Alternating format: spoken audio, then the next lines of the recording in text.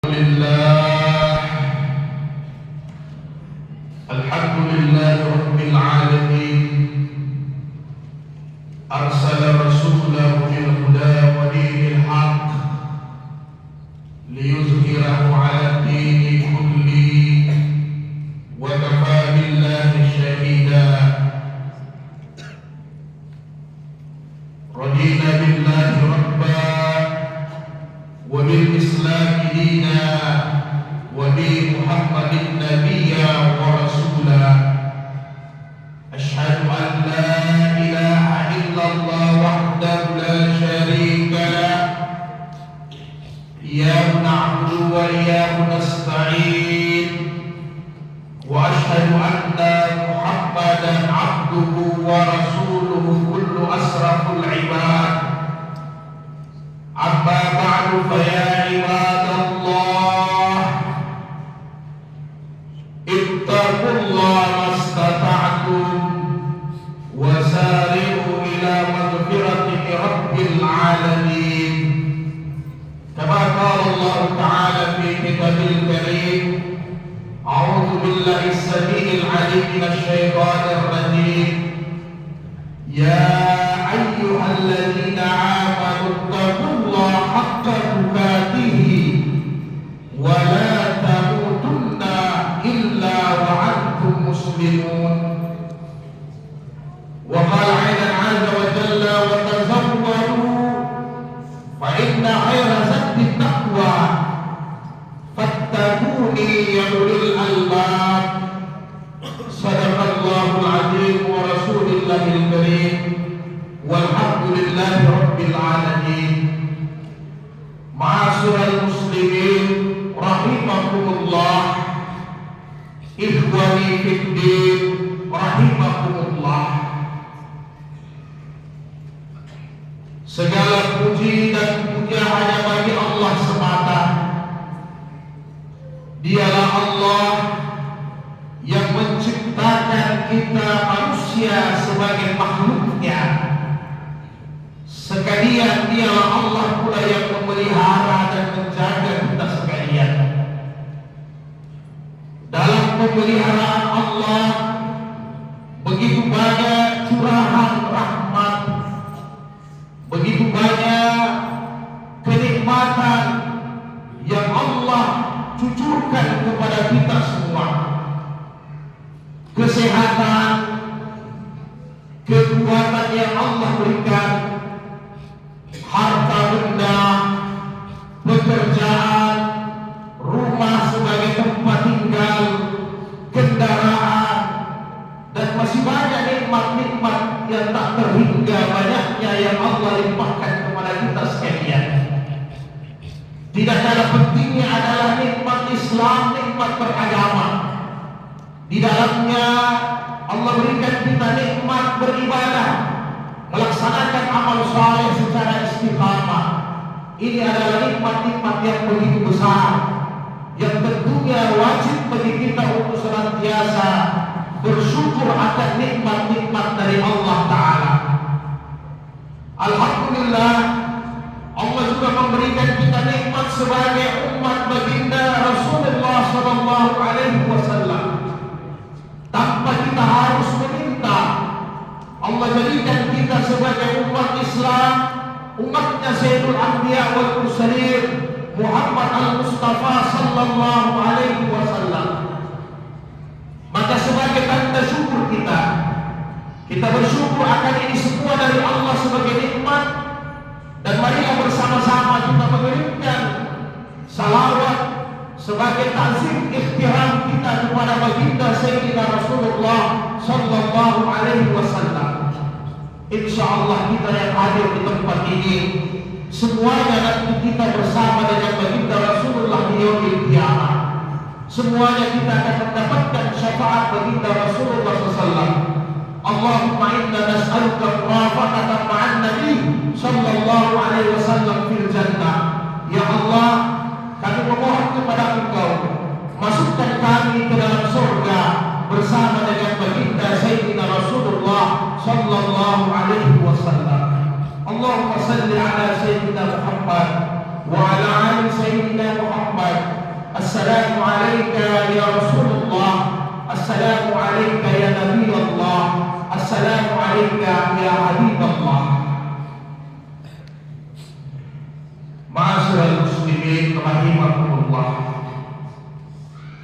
Allah Subhanahu wa taala berfirman di dalam Al-Qur'an Al-Maidah ayat 90. Ya ayyuhalladzina amanu innamal khamru wal maisiru wal ansabu wal azlamu rijzun min amali syaitan fajtanibuhu la'allakum tuflihun.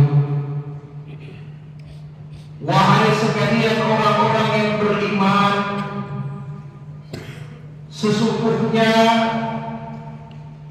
segala macam khamar, segala macam minuman yang memabukkan, yang menghilangkan ingatan, yang melemahkan fisik, apapun itu bentuknya adalah haram. Demikian juga al-maisir, segala macam perjudian, permainan, apapun itu bentuknya adalah haram. Wal ansabu, segala macam pengorbanan untuk berhala, penyembahan untuk berhala, itu hukumnya adalah haram. Wal azlamu, segala macam ramalan, mengundi nasib, maka hukumnya adalah haram.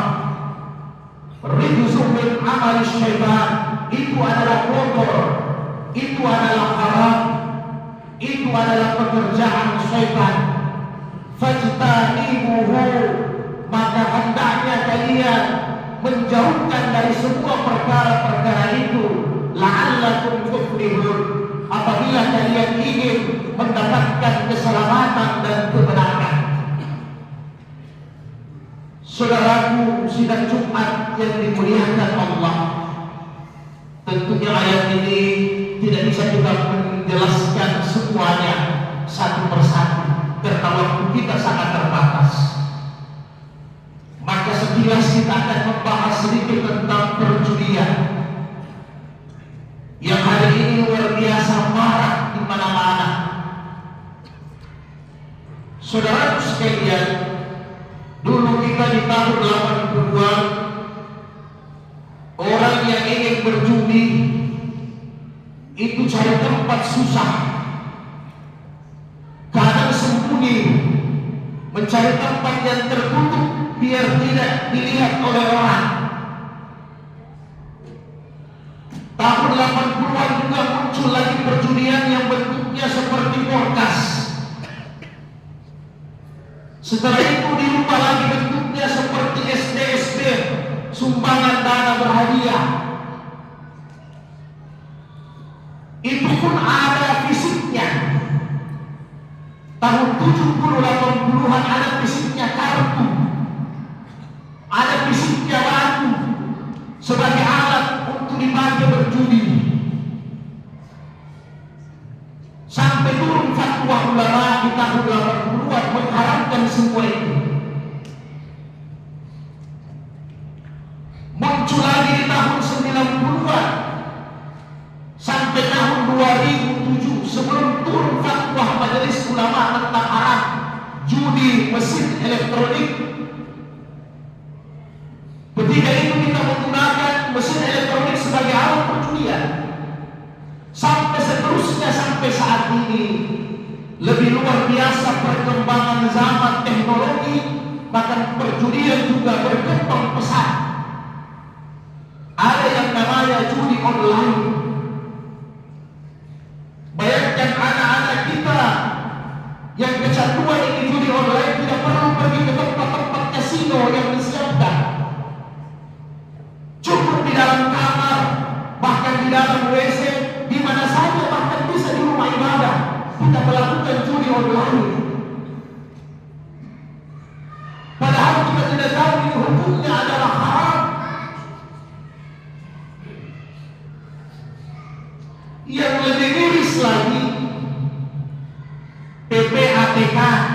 sebagai lembaga keuangan yang resmi, transaksi keuangan yang resmi di negeri kita sudah mencatat kurang lebih 336.000 transaksi online itu dilakukan oleh 1.000 orang anggota dewan yang terhormat. Mereka adalah orang-orang pintar perwakilan kita di dewan. Mereka adalah orang-orang yang cerdas. Bagaimana dengan orang-orang yang awam seperti kita? Bayangkan di anggota dewan pusat maupun provinsi daerah kurang lebih 1.000 orang terindikasi adanya transaksi judi online. Yang lebih parah lagi adalah transaksi itu judi online terjadi di waktu-waktu jam aktif bekerja. Inilah model perwakilan kita. Dan ini merambah kemana-mana sampai ke anak-anak kita semua. Begitu mudah membeli paket slot untuk bermain judi online. Ini hukumnya haram. Kalaupun kita menang, maka hasil dari perjudian hukumnya sama, adalah haram. Ya ayyuhalladzina amanu kulu min thayyibati ma razaqnakum, kata Allah. Wahai orang-orang yang beriman, makanlah, minumlah untuk keluargamu, untuk dirimu dari hal-hal yang baik, dari pekerjaan yang halal yang aku rezekikan kepada kalian. Maka Imam Nawawi rahimahullah mengatakan, ketika seorang bapak diketahui dia bermain judi dari hasil yang haram, maka keluarganya, istrinya dan anaknya harus memberi peringatan. Bahkan Imam Nawawi mengatakan, apabila kita diundang makan, diundang untuk acara-acara tertentu, dan kita ketahui bahwa itu adalah hasil haram, maka tidak boleh kita menghadiri undangan tersebut. Hukumnya adalah haram. Apakah dia haram dalam bentuk jenis makanannya, ataukah dia haram dalam bentuk pekerjaannya? Itu sama dalam pandangan hukum Islam. Ikhwani fiddin rahimahumullah, itulah yang terjadi hari ini.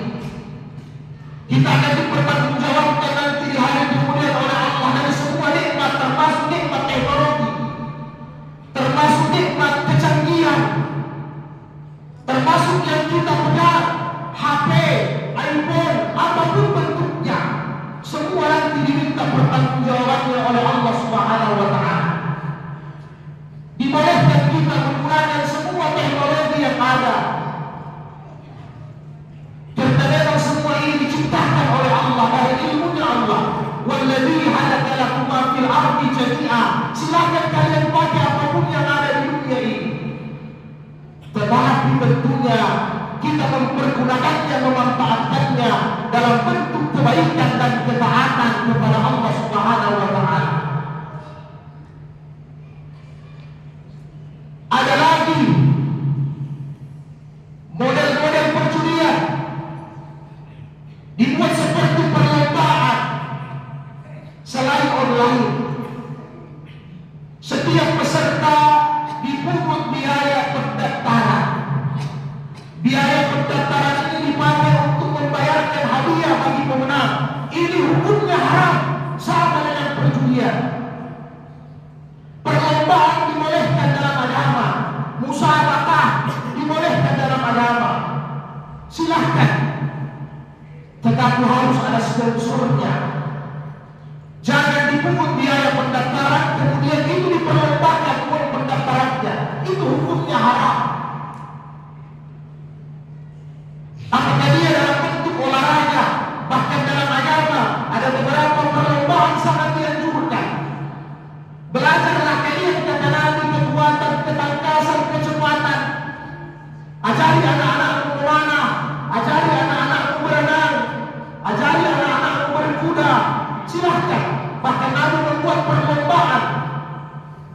sekaligus mempersiapkan siapa tahu tiba-tiba negara kita, agama kita akan dirongrong oleh orang-orang dari luar. Kita wajib mempertahankannya. Tetapi jangan ada bentuk gharar dan masyir perjudian di dalamnya, saudara yang berbahagia. Demikian juga kadang di antara kita tidak sadar karena hobi mengatakan ini hanya permainan biasa.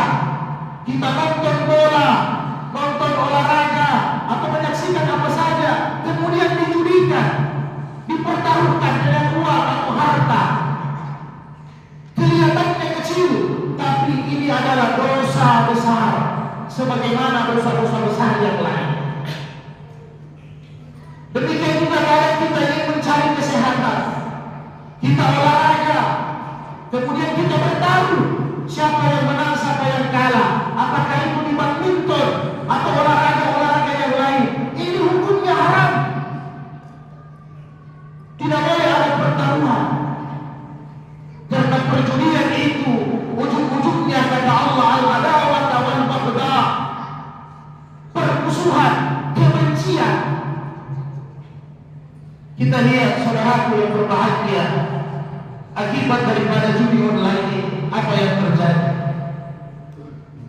Bahkan aparat-aparat kita ada istri yang membunuh suaminya, demikian pun sebaliknya, karena uang belanjanya habis dipakai judi online. Bahkan ada yang membunuh orang tuanya karena tidak diberi uang untuk menggunakan judi online. Berapa banyak perceraian berakhir di pengadilan agama? Kenapa? Karena sebab daripada perjudian ini, saudara yang berbahagia. Begitu banyak korbannya, tidak ada manfaatnya. Kalaupun kita menang, pasti hasilnya haram. Dan jarang sekali yang namanya perjudian orang yang aktif di judi itu menang. Apalagi judi online, tidak mungkin bandarnya itu mau rugi. Diatur sedemikian rupa, direkayasa. Tidak mungkin bandarnya itu mau rugi, pasti ingin untung. Maka kita yang menjadi korbannya. Mudah-mudahan Allah Subhanahu wa taala menjaga kita semua dari hal-hal yang diharapkan oleh Allah Subhanahu wa taala, dan insyaallah kita mati dalam keadaan husnul khatimah. Jangan mati ketika kita sementara berjudi. Na'udzubillah min dzalik. Sumpah na'udzubillah min dzalik. Barakallahu fil Qur'anil karim wa nafa'ani bil ayati wa zikril hakim wa taqabbal minni wa minkum tilawatahu innahu was-sami'ul 'alim.